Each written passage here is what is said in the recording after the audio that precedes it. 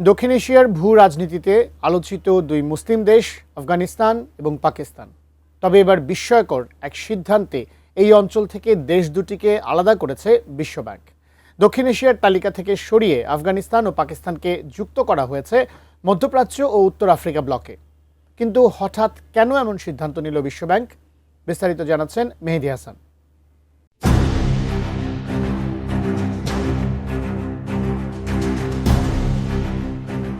দক্ষিণ এশিয়ার অর্থনীতিতে ভারতের প্রভাব যখন ক্রমেই বাড়ছে, ঠিক সেই সময় বড় পরিবর্তনের ঘোষণা দিয়েছে বিশ্বব্যাংক।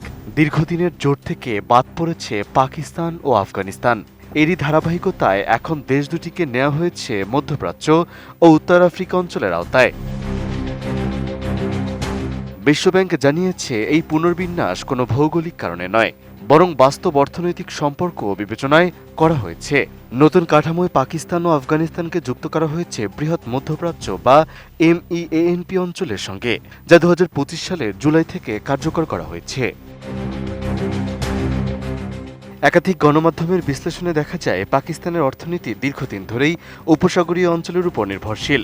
বিশেষ করে সৌদি আরব ও সংযুক্ত আরব আমিরাত থেকে আসা রেমিট্যান্স দেশটির অর্থনীতির প্রধান ভিত্তি হিসেবে কাজ করছে।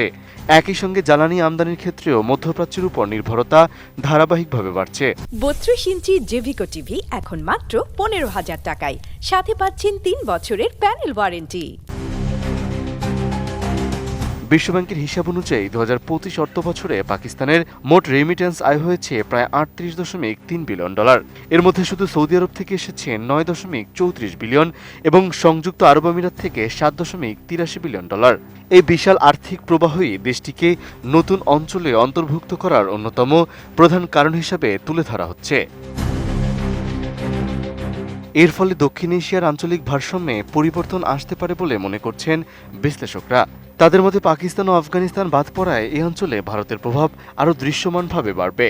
একই সঙ্গে সার্ক সহ আঞ্চলিক সহযোগিতা কাঠামো আরও দুর্বল হয়ে পড়ার আশঙ্কাও তৈরি হয়েছে। অন্যদিকে এই পরিবর্তনের মাধ্যমে পাকিস্তানের জন্য নতুন সুযোগও তৈরি হতে পারে। বিশেষ করে উপসাগরীয় অঞ্চলে বিনিয়োগ, অর্থায়ন ও শ্রমবাজারে প্রবেশের সুযোগ বাড়ার সম্ভাবনা তৈরি হচ্ছে। ইতোমধ্যে সৌদি আরব ও পাকিস্তানের কেন্দ্রীয় ব্যাংকে রাখা $5 বিলিয়ন আমানতের মেয়াদ বাড়ানো এবং আরও $3 বিলিয়ন সহায়তার ঘোষণা দিয়েছে।